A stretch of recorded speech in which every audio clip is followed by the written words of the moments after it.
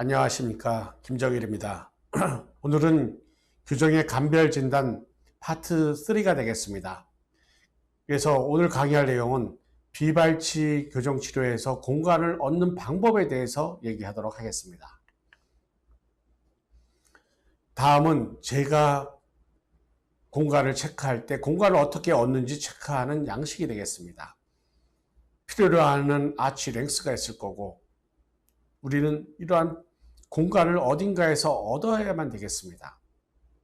그럴 때 이 6가지 항목, 업라이팅, 디로테이션, 익스펜션, 하객 전치의 전방 이동, 인접치의 삭제, 교합 평면, 어딘가에서 통해서 공간을 얻을 수만 있게 되면 우리는 비발치 치료가 가능할 수가 있게 되겠죠.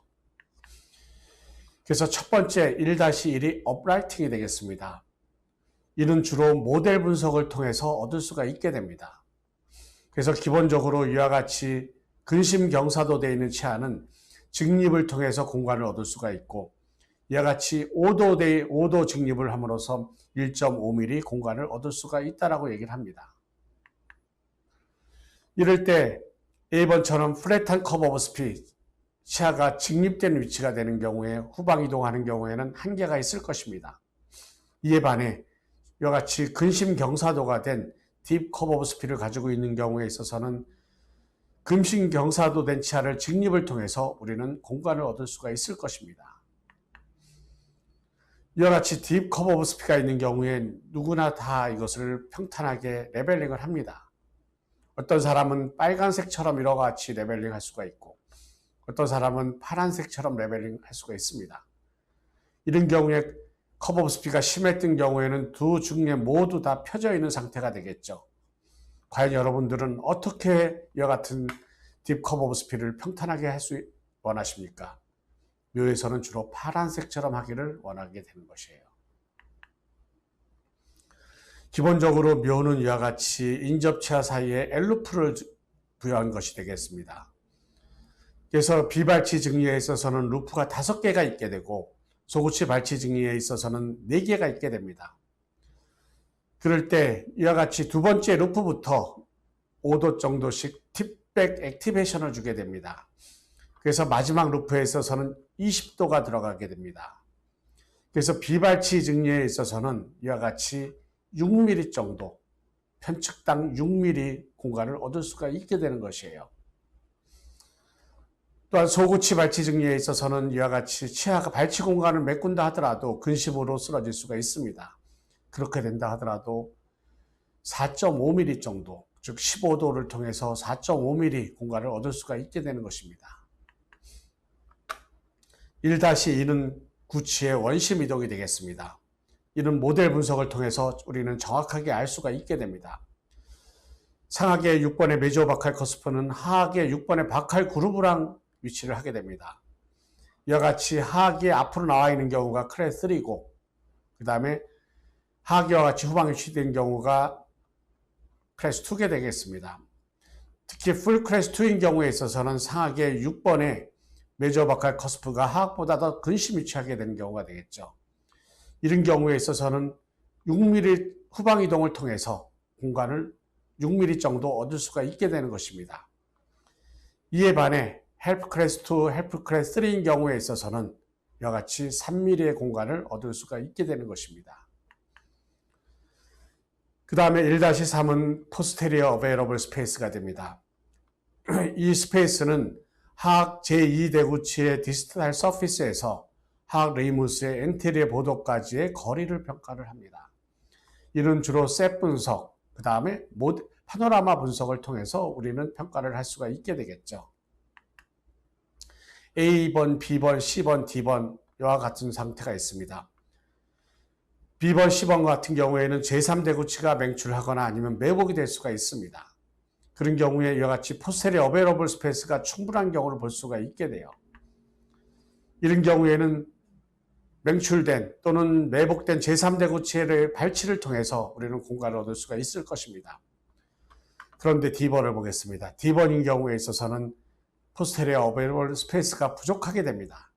이런 경우에 있어서는 만약에 이 제3대구치를 발치한다고 해도 하악으로 뒤로 들어갈 공간은 부족할 수밖에 없을 것입니다. 그래서 이와 같은 경우에는 심리와 우리가 같이 평가를 해야만 될 것입니다. 이와 같이 제3대 구치가 다 맹출을 하악에서 특혜하였습니다. 이런 경우에 심리 쪽에서 또한 총생이 심하지 않은 경우에 있어서는 제3대 구치를 발치함으로써 우리는 공과를 얻을 수가 있을 것입니다. 그런데 유언자 보겠습니다. 입이 많이 튀어나왔습니다. 물론 하악의 제3대 구치를 발치하고 나서 근심경사도 된 하악의 제2대 구치를 직립시킬 수가 있을 거예요. 그런데 이 얼굴 모습이 개선이 될 수가 있을까요? 개선이 안 될 것입니다. 그래서 이런 경우에 있어서는 제3대 구치보다 전방부 쪽에 문제가 있으니까 소구치의 발치를 고려를 해야만 될 것입니다. 그 다음은 상하계 6번의 협측면은 평행해야만 합니다. 그런데 많은 증례에 있어서는 이와 같이 협측교도들이 이와 같이 근심회전을 한 메지알 로테이션을 보이는 경우가 많이 있게 됩니다. 이때는 항상 파라탈 커스브를 중심으로 해가지고 이와 같이 협측교도들이 근심으로 회전하는 것이 되겠습니다. 이런 경우에 있어서는 이러한 협측교도를 중심으로 해가지고 이와 같이 근심 회전된 협측면을 우리가 반대로 이와 같이 이동시킬 수가 있겠죠. 이와 같은 용어를 디로테이션 또는 엔타이 로테이션이라고 얘기를 합니다. 그러면 이와 같은 근심 회전은 어떤 방법에서 우리는 평가할 수 있을까요? 모델 분석을 통해서 얻을 수가 있게 됩니다. 모델 분석을 통해서 만약에 근심 회전이 되어 있는 상태라고 하면은 우리는 디로테이션을 통해서 공간을 얻을 수가 있을 것이에요. 그래서 제후방구치, 제2대구치에 근심 회전되어 있는 경우에 약간의 원심 회전 및 거기에 따라서 아치가 증가됨으로써 우리는 공간을 얻을 수가 있게 되는 것입니다. 그 다음에 3-1은 확대를 통해서 공간을 얻을 수가 있게 됩니다. 이런 확대는 우리는 주로 모델 분석을 통해서 이미 평가를 하였습니다. 그래서 상악의 치열궁이 좁은지, TPW가 좁은지, 인터캐노이드스가 좁은지 우리는 평가를 할 필요가 있겠죠. 에디킨스는 이와 같이 구치를 1mm 확대를 하게 되면은 0.7mm 공간을 얻을 수가 있다라고 얘기를 하였습니다. 일반적으로 이와 같이 확대를 하기 위해서는 익스펜전 스크루를 넣게 됩니다. 그래서 일반적인 스크루에서는 한 번 돌릴 때마다 0.25mm씩 벌어지게 됩니다. 이런 확대에는 급속 확대가 있고 느린 확대가 있습니다. 급속 확대는 하루에 한 번 내지 2번씩 돌리는 쪽이 되겠죠. 반면에 느린 확대는 일주일에 2번 내지 3번 돌리게 됩니다. 처음에는 급속 확대량이 많지만은 유지를 하면서 나중에는 확대하는 양은 거의 비슷하다라고 얘기를 하고 있습니다. 이럴 때 우리는 한번 구치부 쪽에서 반대교합의 상태를 평가를 할 필요가 있을 것입니다. A번처럼 정상적으로 상악이 하악을 이와 같이 정상적인 수평 피계를 가지고서 덮을 수도 있고 또한 이와 같이 풀 크로스 바이스를 보일 수가 있게 됩니다. 이와 같이 풀 크로스 바이스인 경우에 있어서는 6mm 안으로 들어가 있는 것을 의미를 하게 될 것입니다. 반면에 헬프 크로스 바이스는 편측은 유니레터럴 크로스 바이스를 가지고 있기 때문에 미드라인이 변이가 될 가능성이 많이 있게 됩니다. 그래서 유니레터럴 크로스 바이스, 쉽게 말해서 헬프 크로스 바이스이 되겠습니다. 헬프 크로스 바이스는 6mm의 확장이 필요하게 됩니다. 그러면은 6mm 확장을 하게 되면은 공간을 얼마만큼 얻을 수가 있을까요? 오버 커렉션의 개념을 제외한다 하더라도 0.7mm 얻을 수 있기 때문에 1mm당 0.7mm이기 때문에 4.2mm 공간을 얻을 수가 있게 되는 것입니다. 그러면은 바이레터럴 크로스 바이신 경우, 풀 크로스 바이신 경우에는 몇 mm까지 공간을 얻을 수가 있을까요? 1mm 확대할 때마다 0.7mm 공간을 얻을 수 있다고 얘기를 하기 때문에 좌우측 6mm니까 12mm 공간을 얻을 수가 있을 것입니다. 그러면은 8.4mm 공간을 얻을 수가 있을 것입니다. 이 얘기는 상하게 이와 같이 반대교합이면서 약간의 총생이 있는 경우에 있어서는 비발치로 우리는 공간을 얻을 수 있다는 얘기가 될 것입니다. 하악에서도 마찬가지가 됩니다. 이와 같이 하악에서도 이와 같이 치하가 협축으로 근심경사도 될 가능성이 많이 있게 됩니다. 일반적으로 상하이 이와 같이 좁아져 있는 경우에 있어서는 하악은 반대교합이 돼야 됩니다. 그런데 많은 증리에 있어서는 반대교합을 보이지 않고 하악이 같이 설축으로 경사도 되어 있는 걸 볼 수가 있게 됩니다. 버티컬 디멘션을 평가를 하겠습니다. 이와 같이 빨간색과 있고 파란색이 있습니다. 어느 쪽이 더욱더 심한 상태를 보이게 될까요? 빨간색이 더욱더 심한 2급의 부정교합 상태를 보이게 될 것입니다. 그런데 이를 보상하기 위해서 우리 몸은 이와 같이 좁아지게 됩니다. 그래서 버티컬 디멘션이 감소하게 되겠죠. 이와 같이 버티컬 디멘션이 감소하는 경우에를 2급 부정교합에 있어서 버티컬 컴펜세이션이라는 용어를 쓰게 됩니다. 그러면 어떠한 전치들의 위치는 어떠한 상태가 될까요? 환자는 입이 튀어나와서 옵니다. 하악 전치 IMPA 값이 커지게 되겠죠. 그 다음에 상악 전치와 인터사일 앵글 값도 작아지게 됩니다. 환자는 입이 튀어나왔다고 왔습니다. 뽑아야 될까요? 이러는 경우에는 수직고경이 감소가 됐다고 하면 수직고경을 증가시켜야만 될 것입니다. 그래서 비발치 치료에 있어서는 수직고경 증가를 여러분들이 고려하셔야만 될 것이에요. 우리는 이거를 심리 분석해서 평가를 하였습니다. 2급 부정교합인 경우 하악을 앞으로 끄집어내고 나서 모습을 평가를 하게 되었죠. 그래서 안모가 괜찮은 경우에 있어서는 우리는 이와 같이 하악을 앞으로 끄집어내면서 수직고경을 증가시키는 걸 통해서 비발치 치료를 할 수가 있을 것입니다. 그 다음에 네 번째의 경우에는 이와 같이 설축경사도 된 상하악 전치를 순축으로 이동을 하면서 공간을 얻을 수가 있을 것입니다. 무엇을 통해서 알 수 있을까요? 모델 분석, 셋 분석을 통해서 알 수가 있게 됩니다. 이 환자는 클래스 2 디비전 2 증리에 들어가게 되겠습니다. 상악 전치 후에 총생을 보이고 풀 클래스 2를 보이게 됩니다. 어퍼런트 FH가 85도예요. 정상의 값은 114도가 되겠죠. 그러면은 29도의 변화가 필요합니다. 일반적으로 2.5도 변화 올 때마다 전치에서는 1mm의 변화가 올 수 있다고 얘기를 합니다. 그러면은 이 환자인 경우에 11.6mm 전치는 전방으로 이동할 수가 있을 겁니다. 그런데 환자들마다 양상에 따라서 심미가 허용이 되지 않은 환자인 경우에 있어서는 이와 같이 이동이 되면 안 될 것입니다. 항상 심미와 총생과 그 다음에 견치관계를 고려를 반드시 해야만 될 것입니다. 또한 비발치 증리에 있어서는 일부러 저는 전치를 전방으로 이동시키지 않습니다. 이렇게 하게 되면은 비발치 치료하는 동안에 있어서는 전치들은 필연적으로 순축으로 경사이동될 수밖에 없게 됩니다. 이를 인위적으로 하게 되면은 더욱더 비심미적인 모습이 될 가능성이 많이 있게 됩니다. 다섯 번째로는 인접치아 사이를 삭제를 통해서 공간을 얻을 수가 있게 됩니다. 이는 어떤 경우에 알 수 있을까요? 모델 분석과 그 다음에 심리 분석을 통해서 알 수가 있게 됩니다. 쉐리단은 인터프록시말 에나멜의 50%까지 우리가 삭제가 가능하다. 그래서 전방부 치아 전치부에 있어서는 0.5mm, 그 다음에 후방부에 있어서는 0.8mm 공간을 얻을 수 있다고 얘기를 하였습니다.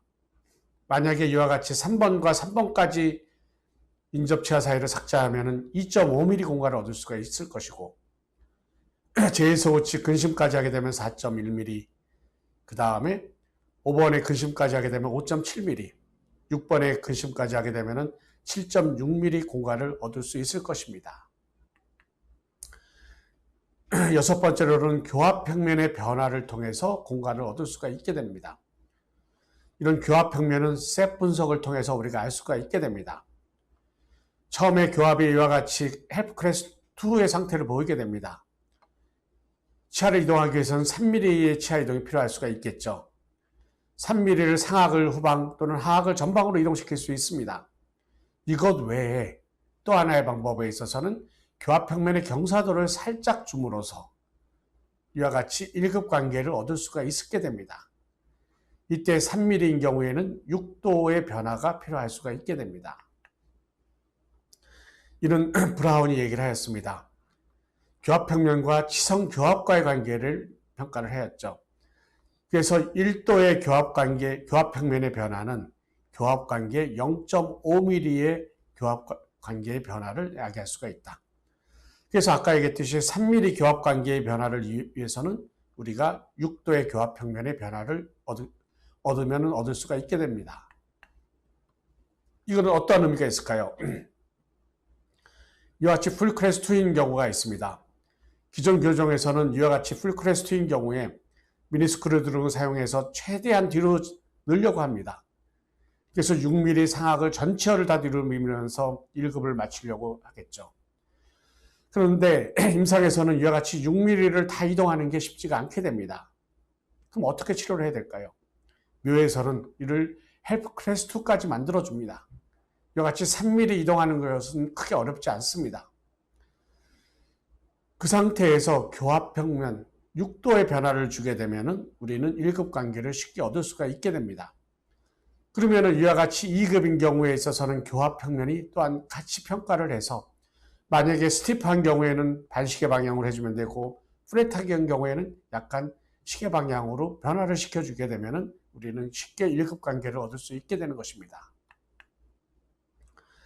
이는 어떻게 우리가 활용할 수 있을까요? 스티프한 UOP입니다. 스티프한 UOP는 딥바이트와 밀접한 연관이 있습니다. 그래서 많은 사람들은 상악의 구치는 그대로 놔두고 상악의 전치를 최대로 압화시키려고 합니다.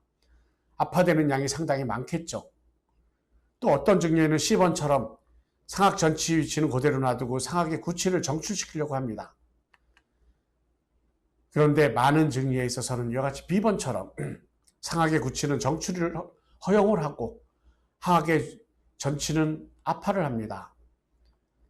즉 UOP 자체를 반시계 방향으로 바꿔줌으로써 우리는 교합관계가 개선이 될 수가 있게 되는 것입니다.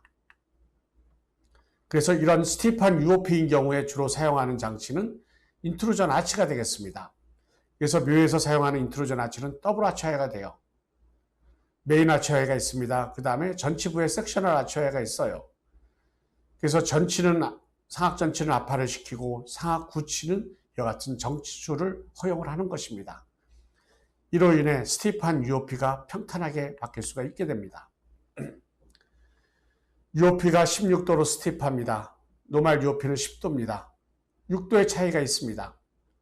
그러면 이와 같이 16도를 10도로 바꿔주게 되면 3mm의 시성교합 관계가 개선이 될 수 있다는 것을 의미를 하게 될 것입니다. 3mm인 경우에는 헬프 클래스 2가 클래스 1으로 바뀔 수 있다는 것을 의미를 하게 될 것입니다. 그 다음은 스티프한 POP가 있습니다. 이와 같이 스티프한 POP 값이 15도 이상이 되는 경우가 얘기하겠죠. 이런 경우에 있어서는 이와 같이 근심 경사도 된 구치들의 직립을 통해서 이러한 직립은 POP가 평탄해지는 것을 의미를 할 것입니다. 이로 인해 하악은 더욱더 전방으로 위치를 할 수가 있게 될 것입니다. 여기도 마찬가지입니다. POP가 16도로 스티프하게 됩니다. 정상의 POP는 10도예요. 그럼 6도의 차이가 있을 수가 있습니다. 그러면은 이와 같은 경우에는 시성교합에서 3mm의 변화가 생길 수가 있다는 것을 의미를 하게 될 것입니다. 그래서 스티프한 POP, 스티프한 UOP가 있다라고 하면은 우리는 공간을 얻을 수 있는 가능성이 훨씬 더 많이 있게 될 것입니다. 그럼 공간을 얻을 수 있는 방법을 다시 한번 우리가 정리해 보도록 하겠습니다. 오브라이팅, 디로테이션, 익스펜션, 그 다음에 상하악 전치의 약간의 순축 이동, 그 다음에 인접 치아 사이의 삭제, 교합 벽면, 이것을 통해서 우리는 공간을 얻을 수 있는 가능성들이 많이 있게 됩니다. 그래서 첫 번째 경우는 여러분들이 생각을 하셔야 되는 게 가능하면 비발치로 먼저 생각을 하셔야만 됩니다. 그런데 이런 비발치를 통해서 공간을 얻는 게 힘든 경우에 있어서는 우리는 발치 치료를 생각을 할 수가 있게 되겠죠. 경청해 주셔서 감사합니다.